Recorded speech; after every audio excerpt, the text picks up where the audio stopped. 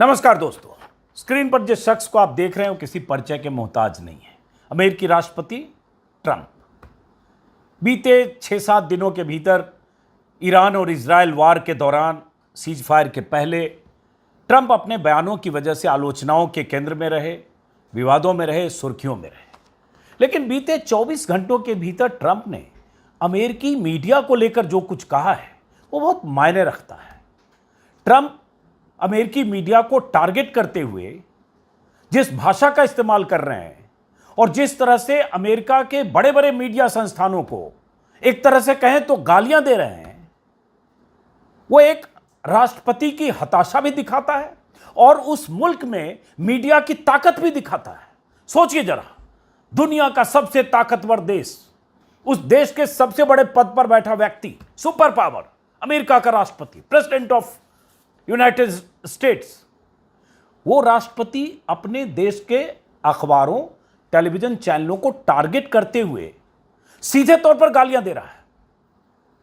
तो जरा उसकी बेचैनी की वजह समझनी चाहिए। और वो समझते हुए अपने देश में, भारत में मीडिया और भारत के सबसे बड़े सत्ताधीश से मीडिया के रिश्ता के बारे में भी सोचते जाइएगा।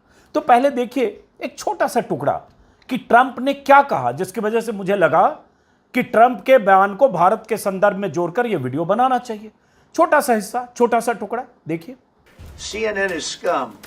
MSDNC is scum. The New York Times is scum. They're bad people. They're sick. CNN is scum. MSDNC is scum. The New York Times is scum. They're bad people. They're sick. They're bad people. They're sick. Netherlands में हो रहे NATO summit में हिस्सा लेने गए अमेरिकी president Trump ने बाकी बातों के अलावा वहां इस तरह से इन शब्दों के साथ अमेरिका के मीडिया को टारगेट किया। क्या कहा ट्रंप ने, जो हिस्से आपने सुने? ट्रंप ने कहा, CNN is scum, New York Times is scum, NBC is scum, they are bad people, they are sick. तो मुझे लगा कि स्कम के और मतलब देखता हूं क्या क्या मतलब होते हैं। भाई, ट्रंप दुनिया का बहुत बड़ा मीडिया हाउस है, CNN बहुत बड़ा चैनल, CNN की खबर का मतलब होता है, लेकिन उसको स्कम कह रहे हैं। NYT, न्यूयॉर्क टाइम्स, दुनिया का बहुत बड़ा अखबार कह रहे हैं NYT इज स्कम। तो मैं गूगल सर्च करने लगा कि इसके कितने मतलब होते हैं, और ट्रंप जब ये कह रहे हैं वैश्विक मंच से तो उसका क्या मतलब है। गूगल सर्च किया तो कई मतलब निकले। स्कम का मतलब होता है मैल, गंदगी, घटिया, नीच, दुष्ट, गिरा हुआ, पृष्ठमल। ये सारे विकल्प मुझे गूगल ने दिए। अब ट्रंप जब CNN को कह रहे हैं CNN is scum, NYT is scum, NBC is scum, तो उनके दिमाग में क्या रहा होगा? पृष्ठमल रहा होगा, गिरा हुआ, घिनौना, दुष्ट, घटिया, नीच, जो भी रहा होगा। लेकिन उसके साथ कहते हैं they are bad people, they are sick, ये सब गंदे हैं, ये सब बीमार हैं। ये क्यों कह रहे हैं ट्रंप? और अपने देश के लगभग सारे बड़े मीडिया संस्थान को इसलिए कह रहे हैं ट्रंप क्योंकि बीते 48 घंटों के भीतर अमेरिकी मीडिया संस्थानों ने, जिसमें अमेरिका के सारे बड़े अखबार शामिल हैं और बड़े चैनल्स जिसमें CNN है, चाहे वो रॉयटर जैसी एजेंसी हो, चाहे ब्लूमबर्ग हो, चाहे न्यूयॉर्क टाइम्स हो, चाहे वाशिंगटन पोस्ट हो, चाहे वॉल स्ट्रीट हो, इन सब ने ट्रंप के दावों की पोल खोलकर रख दी है। ईरान में अमेरिकी बमवर्षक विमानों ने जिस तरह से बम गिराए हैं और उस बम से हुई तबाही के सबूत आए बगैर, या उस बम से हुई तबाही के सबूत के तौर पर सैटेलाइट इमेज को इस्तेमाल करते हुए जिस तरह से ट्रंप प्रशासन ने बड़े बड़े दावे किए हैं कि हमने पूरी तरह से तबाह कर दिया न्यूक साइट को, न्यूक प्रोग्राम को ध्वस्त कर दिया। उसके बाद क्या क्या अमेरिकी अखबारों ने तमाम एक्सपर्ट्स के हवाले से, तमाम न्यूक प्रोग्राम से जुड़े लोगों के हवाले से, डिफेंस इंटेलिजेंस के हवाले से, और ख़ास तौर से CNN ने पेंटागन, जो अमेरिकी रक्षा विभाग है, पेंटागन की जो डिफेंस इंटेलिजेंस यूनिट एजेंसी है, उसके हवाले से एक रिपोर्ट छाप दी, जो एक गोपनीय रिपोर्ट है, जिस रिपोर्ट के मुताबिक अमेरिका की बॉम्बिंग से ईरान की न्यूक साइट को, न्यूक प्रोग्राम को, न्यूक फैसिलिटी को बहुत ज्यादा नुकसान नहीं हुआ। उसमें यहां तक छाप दिया कि ईरान ने अपनी न्यूक साइट से जो उनके न्यूक्लियर प्रोग्राम से जुड़े हुए न्यूक मटेरियल्स थे, इनरिच्ड यूरेनियम था, वो सबको कहीं और शिफ्ट कर दिया, किसी और अलग अलग डेस्टिनेशन पर, किसी गोपनीय स्थान पर, और कुछ वहां अचीव नहीं कर पाया अमेरिका। ये अमेरिका के अखबार लिख रहा है, अपने ही राष्ट्रपति के उस कैंपेन, उस दावे को एक्सपोज करते हुए। बस यही ट्रंप के बौखलाहट की वजह बन गई। तो ट्रंप ने क्या कहा, और उसके बाद इसी वीडियो में आएंगे कि मोदी जी की शान में कसीदे पढ़ते हुए भारतीय पत्रकार, भारतीय चैनल, भारत के अखबारों के मालिक, भारत के चैनलों के मालिक, भारत के बड़े बड़े चमकते चेहरे किस तरह से चापलूसी करते हैं और किस तरह के सवाल पूछते हैं कि आप पर्स रखते हैं कि नहीं, आप इतना काम कैसे करते हैं, आप थकते क्यों नहीं हैं, आप सोते कितने घंटे हैं, आप इतने महान हैं उसके बाद भी आप इतने सहज और सरल कैसे हैं। ये सारी बातें इंटरव्यू के दौरान भारतीय रिपोर्टर, एंकर्स पूछते हैं, एडिटर्स भी, बड़े बड़े चेहरे। और एक अमेरिका का मीडिया है जो सबसे बड़ा दावा, जिसको ट्रंप ने अमेरिका के नेशनल इंटरेस्ट से जोड़ा कि अमेरिका के नेशनल इंटरेस्ट में हमने ये किया, अमेरिकी सेना ने ये पराक्रम किया, उस पराक्रम से कुछ हासिल नहीं हुआ, ये अमेरिकी अखबार कह रहे हैं। और ट्रंप भी आड़ लेने की कोशिश कर रहे हैं, मोदी की तरह ही राष्ट्रीयता से जोड़ते हुए कि अमेरिका के अखबार अमेरिकी मिलिट्री को, अमेरिकी पायलट्स को, फाइटर विमान उड़ाने वालों को, उन सबको क्रेडिट नहीं दे रहे हैं, मुझे टारगेट करने के बहाने उनको भी डिमीन कर रहे हैं। वो भी मिलिट्री की आड़ ट्रंप वैसे ही ले रहे हैं जैसे भारत में बीजेपी लेती है, बीजेपी का शीर्ष नेतृत्व लेने लगता है। जैसे कोई सवाल पूछिए, जैसे यहां सवाल पूछे ऑपरेशन सिंदूर के दौरान क्या फाइटर जेट गिरा, क्या राफेल गिरा, क्या भारत को नुकसान हुआ बड़े पैमाने पर, क्या पाकिस्तान जो दावा कर रहा है उसमें कोई सच्चाई है, जैसे इस तरह के कोई सवाल पूछें, बस यहां सारा उसको सवाल पूछने वाले को, चाहे राहुल गांधी क्यों ना हो, चाहे कितना बड़ा कोई विपक्ष का नेता क्यों नहीं, उसे तुरंत देशद्रोही घोषित किया जाता है। लेकिन अमेरिका में क्या हो रहा है, अमेरिका में ट्रंप को एक्सपोज किया जा रहा है, ट्रंप के दावे को एक्सपोज किया जा रहा है, और तो और उनके रक्षा विभाग की जो रिपोर्ट है, गोपनीय रिपोर्ट, उसको छापकर यह बताया जा रहा है कि आपके रक्षा विभाग की रिपोर्ट है, और व्हाइट हाउस को कहना पड़ रहा है कि रिपोर्ट तो ऐसी है लेकिन यह सही नहीं है, यह गलत है। ट्रंप को भी उस रिपोर्ट को खारिज करना पड़ रहा है, अपनी एजेंसी की रिपोर्ट को। लेकिन ट्रंप ने क्या कहा, जरा कुछ हिस्से और सुनिए। और नाटो में कहा, वैश्विक मंच से कहा, मतलब कितनी खतबराहट ट्रंप, हालांकि जब वो जा रहे थे नीदरलैंड के लिए तब भी ट्रंप ने कहा। तो छोटा सा हिस्सा, इससे आपको पता चलेगा कि अमेरिकी मीडिया का पावर, और राष्ट्रपति ट्रंप के सामने उन्हीं के देश के चैनल्स का सिर उठाकर डंके की चोट पर उन्हें आईना दिखाना और यह बताना कि आप जो कह रहे हो सही नहीं है। मैंने 3 दिन के भीतर कई वीडियो में वहां की रिपोर्ट्स की खबरों, जो रिपोर्ट छपी है, खबरें छपी है, और लगातार मैंने दिखाई भी है कई 3 या 4 वीडियो में। तो जरा आप सुनिए ट्रंप ने विस्तार से क्या कहा। This was an unbelievable hit by genius pilots and genius people in the military, and they're not being given credit for it because we have scum that's in this group, and not all of you are. You had some great reporters, but you have scum. CNN is scum. MSDNC is scum. The New York Times is scum. They're bad people. They're sick. You were in the Situation Room with me, with the generals and all of the people that did such a good job. And then they get demeaned by these idiots at CNN who can't get ratings. The place is dying. Nobody wants to even waste their time going on their shows. So they form with the New York Times, who's dying also. Without Trump, you wouldn't have a New York Times. तो Trump ने क्या कहा सुना आपने? Trump ने ये सब कह दिया कि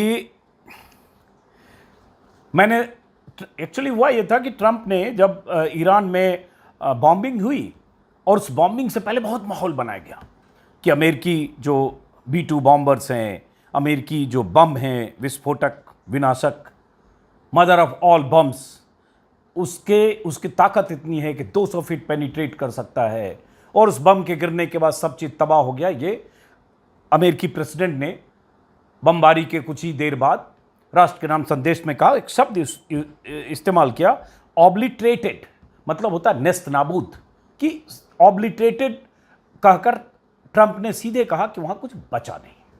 बस वहीं से अमेरिकी मीडिया शुरू हो गया तलाशने में, और उसके बाद सारे सैटेलाइट इमेज को जब खंगाला गया, एक्सपर्ट से बात की, सारे Washington post, New York times, CNN और जितने वहाँ के मीडिया संस्थान हैं, चैनल्स हैं, अखबार हैं, NBC, रॉयटर्स, वॉल स्ट्रीट, तो पता चला एक्सपर्ट से बात करके कि ये छेद तो हुआ है, चाहे वो छेद 600 फीट 600 माफ करें 100 फीट छेद हुआ हो, चाहे 50 फीट हो, चाहे 200 फीट हो, फोर्दो की उन पहाड़ियों पर, न्यूक साइड के टॉप पर, चोटी पर, वैसे नतांज में वैसे, बट उस छेद होने से वो बम कितने नीचे गया, और नीचे गया वहां न्यूक साइड पर कुछ था भी कि नहीं, या न्यूक साइड से सब कुछ शिफ्ट हो गया था, जो अखबार ने फिर अंत में कहा, गोपनीय रिपोर्ट के हवाले से CNN ने, ये ताजा बौखलाहट CNN की उसी रिपोर्ट पर है जिसमें कहा कि वो सब कुछ, ज्यादातर चीजें सब शिफ्ट हो चुकी थी और वो इंटैक्ट है।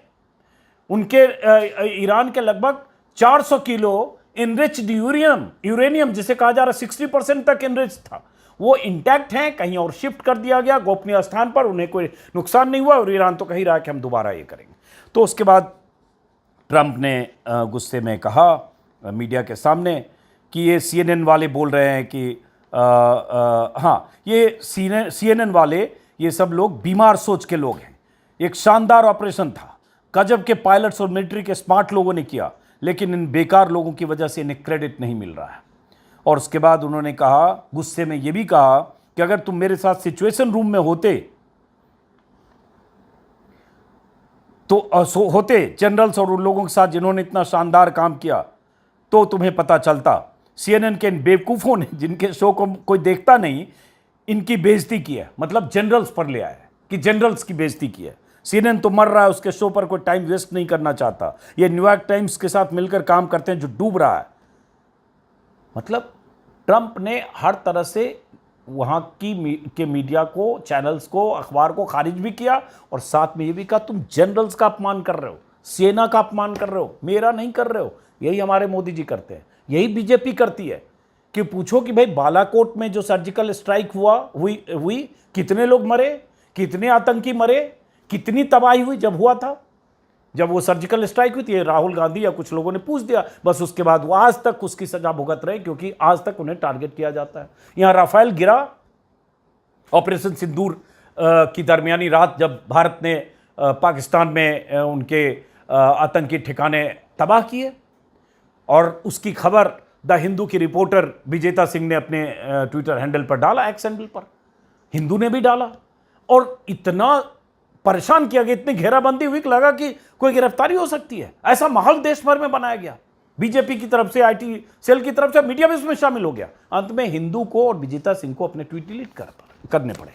और ये चैनल की तो बात ही क्या कहना, किस तरह से चैनल्स यहां काम करते हैं भारत में, ये आप जानते हैं। लगातार जैसे लोकसभा चुनाव में क्या हुआ, प्रधानमंत्री मोदी ने लगभग 80 इंटरव्यू दिए, 80, वो सारे के सारे इंटरव्यू उन चुनिंदा लोगों को थे जो प्रधानमंत्री के गुड बुक में हैं, उन लोगों को दिए गए जो PMO के, जो हिरेन जोशी जो प्रधानमंत्री मोदी का मीडिया मैनेजमेंट करते हैं, उनके करीबी लोग हैं, उन लोगों के थे जो साल में 365 दिन इसी उम्मीद में प्रधानमंत्री की सेवा करते हैं, बीजेपी की सेवा करते हैं, अमित शाह की सेवा करते हैं, और उनके शान में कसीदे पढ़ते हुए उनके पूरे नैरेटिव को चलाते हैं, हिंदू मुसलमान करते रहते हैं, गैर बीजेपी मतलब विपक्ष के प्रवक्ताओं से लड़ते रहते हैं ऑन एयर, प्रधानमंत्री के बिहाफ में, बीजेपी के बिहाफ में, इसी उम्मीद में कि कोई दिन ऐसा होगा कि प्रधानमंत्री मोदी से मुलाकात होगी। ट्विटर पर फॉलो करते हैं बहुत सारे लोगों को, कभी उनकी नजर इनायत होगी, कहीं किसी दिवाली मिलन में जाएंगे तो प्रधानमंत्री पूछ लेंगे और कैसे हो फला, नाम भी ले सकता हो 7-8 को जिनको पूछ लेते हैं, वो सिर्फ इसी उम्मीद में वो सालों भर चाटुकारिता करते हैं। वो चाहे सुधीर चौधरी हो जो 15 करोड़ के पैकेज पर दूरदर्शन में गए हैं, सुना है, या अर्नब गोस्वामी हो जो आज 1000 करोड़ के चैनल के मालिक हैं, या और ऐसे तमाम लोग, छोटे छोटे लोग भी हैं, सेकंड थर्ड लाइन में भी, देवगन चोपड़ा टाइप के, जो रोज हिंदू मुसलमान करते हुए प्रधानमंत्री मोदी के लिए लगता है कि प्रधानमंत्री मोदी के पेड स्टाफ की तरह लड़ते हैं बीजेपी के बिहाफ में प्रवक्ताओं से। और भी हैं, वो एक ये पत्रकारिता है और एक वहां पत्रकारिता है। राष्ट्रपति को, अमेरिकी राष्ट्रपति को, उनके दावे को तथ्यों के साथ, फैक्ट के साथ, रिसर्च के साथ, और तो और सरकार की एजेंसी, पेंटागन की एजेंसी की गोपनीय रिपोर्ट के साथ एक्सपोज कर रही है कि आप गलत बोल रहे हो, आप झूठ बोल रहे हो, वहां ईरान की साइट पर नुकसान नहीं हुआ है, आपकी बॉम्बिंग से ईरान के न्यूक प्रोजेक्ट को कोई खतरा उस तरह से नहीं है, महीने 2 महीने में फिर शुरू कर सकते हैं। यह भी खबर छापी गई कि उनको 1-2 महीने 3 महीने पीछे गए, कोई नुकसान नहीं हुआ। यहां क्या होता है, यहां तो अगर कोई विपक्ष का प्रवक्ता भी अगर सरकार पर सवाल उठाने लगे, अगर ये कहने लगे कि ये जो इलेक्टोरल बॉन्ड के नाम पर ये हेराफेरी हो रही थी, इलेक्टोरल बॉन्ड के नाम पर बीजेपी को पैसे मिल रहे थे और बदले में क्विड प्रो को था, तो एंकर ही लड़ने लगेगा या लड़ने लगेगी प्रवक्ताओं से कि मैं अपने प्रधानमंत्री को डिफेंड कर सकती हूं, कोई माई का लाल मुझे प्रधानमंत्री को डिफेंड करने से रोक नहीं सकता। मेरे प्रधानमंत्री कौन एंकर है आप जानते हैं? हाँ, नहीं मैं तो करूंगी। सुनिए, ताल ठोक कर करूंगी देश के प्रधानमंत्री को डिफेंड। कोई माई का लाल मुझे रोक नहीं सकता है, ठीक है? मैं सुनिए, अमीन जामई, why will I not defend the Prime Minister of my India? Of course. अरे ऐसे करने से करप्ट नहीं हो जाएंगे ना? Give me a proof. Why will I not defend the Prime Minister of my India? Of course. अरे ऐसे करने से करप्ट नहीं हो जाएंगे ना? Give me a proof.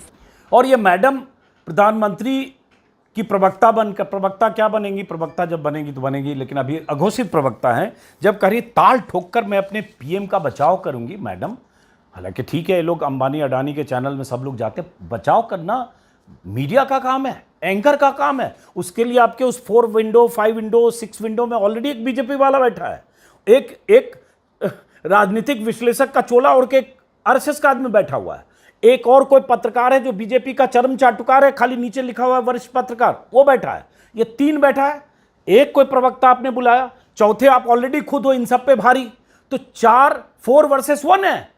तो आपको जरूरत नहीं है करने की, लेकिन आप करते हो। ऐसे ही हर चैनल में होता है, हर चैनल में यही होता है। ये चैनल वाले या अखबार वाले जो ऐसी चापलूसी करते हैं और मोदी जी के लिए लगता है कि पता नहीं क्या कर लें, चापलूसी करते हुए, चरण वंदना करते हुए क्या कर सकते हैं। अमेरिकी मीडिया, वहां भी नेशनल इंटरेस्ट की बात है, क्योंकि अमेरिका ने कहा, राष्ट्रपति ने कहा हमारे नेशनल इंटरेस्ट में था कि हम ईरान के न्यूक्लियर प्रोग्राम को तबाह कर रहे हैं, वरना हमारे लिए खतरा था। और उसके बाद उनके नेशनल इंटरेस्ट के दावे के साथ उनके झूठ को एक्सपोज कर रहा है वहां का मीडिया, और बौखलाहट में राष्ट्रपति उसे बीमार, गंदा, घटिया, दुष्ट उन सबको कह रहे हैं। राष्ट्रपति ट्रंप ने जब यहां जाने से पहले जो नीदरलैंड गए नेटो समिट में, उसके पहले भी, हालांकि उन्होंने लंबा ट्वीट भी किया इसके बारे में, उससे पहले भी उन्होंने कहा, बल्कि चाहता हूं मैं कोई छोटा सा हिस्सा वो भी दिखाएं, लंबा तो नहीं होगा लेकिन दिखा देते हैं, एक छोटा सा हिस्सा ये भी दिखाते हैं। When I see CNN all night long, they're trying to say, well, maybe it wasn't really as demolished as we thought. It was demolished. You take a look at the pinpricks and you see that place is gone. And I will say, I think CNN ought to apologize to the pilots of the B-2s. I think that MSDNC ought to apologize. I think these guys really, these networks and these cable networks are real losers. You really are. You're real losers. Israel says that they violated the peace. You're gutless losers. I say that to CNN because I watch it. I have no choice. I got to watch that garbage. It's all garbage. It's all fake news. But I think CNN is a gutless group of people, and the people that run it, nobody even knows it's been sold so many times. But the people that run it ought to be ashamed. तो यहाँ तो राष्ट्रपति को, अमेरिकी राष्ट्रपति को अमेरिकी media किस तरह से घेराबंदी कर रहा है ये। और हमारे यहाँ क्या हुआ जब भारत पाकिस्तान के बीच सीज फायर हुआ, और क्यों हुआ, किन परिस्थितियों में हुआ, और हुआ तो उसका ऐलान अमेरिकी राष्ट्रपति ट्रंप ने क्यों किया, वैसे ही जैसे इजराइल और ईरान के बीच किया, ट्रंप ने किया, और उसके बाद यहाँ क्यों विदेश सचिव ने उसकी घोषणा की। इस पर बहुत सारे सवाल हैं। और सवाल हैं कि जब आप कह रहे थे कि हम चढ़ाई किए हुए हैं और पाकिस्तान एकदम पनाह मांग रहा है, गुहार लगा रहा है, फिर अचानक सीज फायर रहस्यमय ढंग से, कोई सवाल नहीं। मोदी जी से कोई सवाल नहीं। हाँ, विपक्ष अगर कोई सवाल पूछ दे, राहुल गांधी अगर सवाल पूछ दे कि ये बताइए सीज फायर क्यों, तो राहुल गांधी से सवाल जरूर उठ सकता है। और कांग्रेस के जो 5-6 प्रवक्ता जाते हैं चैनलों पर, उन सब की घेराबंदी सब मिलकर, जैसा बताया ना 4, ये 4 मिलकर 4x1 कर सकते हैं, और ये करते हैं। विमान गिरा, ये तथ्य था, और राफेल गिरा, ये तथ्य था, और वो तथ्य बाद में सामने आया क्योंकि आर्मी की प्रेस कॉन्फ्रेंस के दौरान जिस ढंग से जवाब दिया गया, या जो सीडीएस ने, भारत के सीडीएस ने सिंगापुर में जाकर माना, कितने विमान गिरे नहीं गिरे, लेकिन सीडीएस का वो इंटरव्यू जिससे इस बात को तस्दीक किया जा सकता है कि नुकसान हुआ। लेकिन अगर यह नुकसान हुआ, इस पर कोई सवाल नहीं हो सकता। जो सवाल पूछेगा देशद्रोही है। और यह मीडिया का यहां का तरीका और काम करने का तरीका है। और एक अमेरिकी मीडिया है। ट्रंप जब पिछले कार्यकाल में 5 साल के लिए राष्ट्रपति थे, तो वॉशिंगटन पोस्ट ट्रंप के झूठ की फैक्ट चेक करते हुए झूठ को ट्रैक कर रहा था कि ट्रंप हर रोज कितना झूठ बोलते हैं, हफ्ते में कितना झूठ बोलते हैं, महीने में कितना झूठ बोलते हैं और साल में कितना झूठ बोलते हैं। और तब एक रिपोर्ट, उस समय आप लोगों ने भी उस समय भी इस पर काफी लिखा बोला था। वॉशिंगटन पोस्ट की फैक्ट चेकिंग रिपोर्ट के अनुसार ट्रंप ने पहले कार्यकाल में, जो पिछली बार था जनवरी 17 से 20 जनवरी 2021 तक, 30,573 झूठे दावे या भ्रामक दावे किए, जो पहले 4 साल के कार्यकाल में लगभग 1461 दिनों में दर्ज किया गया। औसतन प्रतिदिन लगभग 21 झूठ। एवरेज, अच्छा एवरेज था ट्रंप का, अच्छा 21 झूठ डेली के हिसाब से उन्होंने बोला। 2020 में 3 साल में संख्या बढ़कर 1641 हो गई। 19 तक उनके कार्यकाल में 869 दिनों में 10,796 झूठ, 12 झूठ प्रतिदिन। बाद में उन्होंने रफ्तार थोड़ी बढ़ा दी आखिरी दिनों में। तो इस तरह से वहां के अखबार उस झूठ की लिस्टिंग करते हुए, झूठ की फैक्ट चेकिंग करते हुए एक्सपोज कर रहे थे। और इस बार भी कर रहे हैं। हमारे यहां कुछ भी बोल, कुछ भी बयान दे तू। मोदी जी के बयानों की तो लिस्ट लंबी है, वादों की, दावों की लंबी लिस्ट है। 2014 के पहले क्या बोलते थे, 14 के बाद क्या बोलते रहे, बहुत बार हम लोग इस पे बात कर चुके हैं। बहुत तरह के वादे, तेल, बिजली, पानी, ये वो, रोजगार, रोटी, सब चीज। 15, 16, 18, 19, खेती, किसानी, किसानों की आमदनी दुगनी, हर आदमी को छत मिलेगा, हर हवाई चप्पल वाला जहाज में चलेगा, पता नहीं कितने वादे हैं, लंबी लिस्ट है। किसी ने पूछा, कोई पूछता है नहीं, जो पूछेगा उसी को टारगेट करेंगे। ये भारत का मीडिया है और मोदी जी ऐसे मीडिया को पसंद करते हैं। मोदी जी के लिए वो दिन कभी नहीं आएगा कि मोदी जी को कहना पड़े। पहले कर रहे थे, 14 के पहले वो ट्रेडर बोलते थे, न्यूज़ ट्रेडर, क्योंकि वो दौर था जब 2002 के बाद उनको एक्सपोज किया जा रहा था उनकी भूमिका को लेकर। गुजरात में जो दंगे हुए, उन दंगों के दौरान मोदी जिस तरह से सरकार चला रहे थे या जिस तरह से स्थानीय प्रशासन को छूट मिली, उस पर बहुत सवाल थे, पूछे जाते थे तो नाराज रहते थे। लेकिन उसका सब कुछ कंट्रोल में है, टोटल कंट्रोल। जब टोटल कंट्रोल हो गया तो मोदी जी के लिए दिन कभी नहीं आना है कि उनको बोलना है कि गंदे लोग हैं, घटिया लोग हैं, क्योंकि वो जितने गंदे घटिया लोग हो सकते हैं वो सब मोदी जी के साथ हैं। तो जब सब साथ हैं तो जरूरत ही नहीं है, सब अपने लोग हैं, अब साथ चलते हैं, कदम ताल करते हैं, मोदी जी की शान में कसीदे पढ़ते हैं। अर्नब गोस्वामी इतना बड़ा चेहरा, 2014 के पहले का बड़ा जर्नलिस्ट, मैं भी तारीफ करता था, बहुत सवाल पूछता था यूपीए से, इसलिए हम लोग तारीफ करते थे। 11, 12, 13, 14 तमाम खुलासे यूपीए सरकार के खिलाफ हम सब लोग बोलते थे, लिखते थे, परवाह नहीं करते थे। और बहुत बड़ा चेहरा था अर्नब गोस्वामी। 14 के बाद क्या हुआ, लेट गया सीधे मोदी जी के सामने। और अभी चुनाव के पहले कॉन्क्लेव में मोदी जी को बुलाया, अर्नब गोस्वामी ने भाषण देना शुरू किया, सामने मोदी मोदी के नारे लगने लगा जैसे कहीं रैली हो रही रामलीला मैदान में। और उस रैली में एक प्रवक्ता के तौर पर अर्नब गोस्वामी भी भाषण देने लगे कि हम तो चाहते हैं कि आप जल्द बहुत भारी बहुमत से जीत कराए। अब ये पत्रकार, एंकर और संपादक का काम है कि वो जीत के आए चाहे ना आए, लेकिन ऐसा ही चल रहा है। एक नाम ले क्या, ऐसे नाम की लंबी लिस्ट। एक नाम ऐसा ले लीजिए जो ऐसे सीन। हाँ, उसके बाद क्या होता है, जो कुछ वेबसाइट्स, जो कुछ ऐसे मीडिया संस्थान, जो कुछ ऐसे लोग हैं वो टारगेट होते हैं। द वायर अगर लिखेगा उस पर 4 FIR, स्क्रोल कुछ लिखेगा उस पर FIR, उसके खिलाफ मुकदमा। कोई और वेबसाइट कोई एक्सपोज करेगी उसको बंद किया जाएगा। हुआ ऑपरेशन सिंदूर के दौरान, द वायर को ब्लॉक किया गया, कुछ वेबसाइट्स, ट्विटर को ब्लॉक किया गया, कई और ऐसे छोटे मोटे जो संस्थान थे उनको टारगेट किया गया। बड़े संस्थान हिम्मत नहीं रखते हैं, करेंगे तो CBI ED उनके यहाँ पहुंच जाएगी, पहुंची भी। कोविड के दौरान मिसमैनेजमेंट को लेकर एक्सपोज अगर भास्कर ने किया तो पता चला कि भास्कर के यहाँ इनकम टैक्स के छापे पड़ने लगे, तो आदमी फिर सतर्क हो जाता है, धंधा भी करना है। तो ये यहाँ का मीडिया। मुझे याद आ रहा है बहुत पहले का, राजकमल झा का एक भाषण था इंडियन एक्सप्रेस का जो गोयनका अवार्ड होता है, गोयनका अवार्ड के दौरान, जिसमें उन्होंने जिक्र करते हुए कहानी सुनाई थी कि रामनाथ गोयनका जब एडिटर थे तो किसी मुख्यमंत्री ने, शायद अगर मुझे ठीक से याद आ रहा है, उनसे तारीफ कर दी थी एक रिपोर्टर की, ब्यूरो के रिपोर्टर की, आपके ब्यूरो का रिपोर्टर ये बहुत अच्छा है। तो राजकमल झा ने बताया कि रामनाथ गोयनका ने उस रिपोर्टर को हटा दिया कि अगर कोई मुख्यमंत्री तारीफ कर रहा है तो इसका मतलब इसमें कुछ गड़बड़ है। और इंटरेस्टिंग बात है कि जब राजकमल झा ये बोल रहे थे मंच पर, अगर मुझे याद है, तो प्रधानमंत्री मोदी वहीं बैठे थे।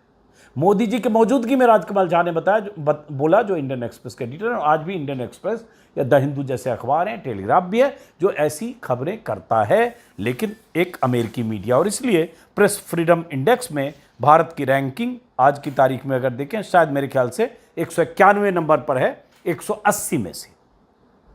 लेकिन चमचागिरी की कोई रैंकिंग है नहीं मेरे ख्याल से। कोई रैंकिंग अगर ऐसी बने कि भारत में 25 मीडिया संस्थानों को छांटा जाए, उस 25 मीडिया संस्थान के 50 रिपोर्टर, एंकर, एडिटर को छांटा जाए, और एक रैंकिंग बने चमचागिरी की, तो उस 50 में ऐसी प्रतियोगिता होगी कि सब चाहेंगे कम से कम डिस्टिंक्शन मिले, और सबको डिस्टिंक्शन तो मिलेगा ही मिनिमम 75%, और वो 100 भी नंबर पा सकते हैं। ये यहाँ का मीडिया है। तो बहरहाल इस वीडियो को यहीं ख़त्म करते हैं। काश हमारे यहाँ भी इस तरह का मीडिया होता कि राष्ट्रपति, प्रधानमंत्री, राष्ट्रपति तो चलिए हमारे यहाँ संवैधानिक पद है तो उनके खिलाफ खबरें नहीं की जाती है, लेकिन प्रधानमंत्री, ऐसा मीडिया होता जो प्रधानमंत्री की परवाह नहीं करता, और मीडिया में इतनी ताकत होती कि प्रधानमंत्री के झूठे दावे, वादे, फर्जी हवाई बातों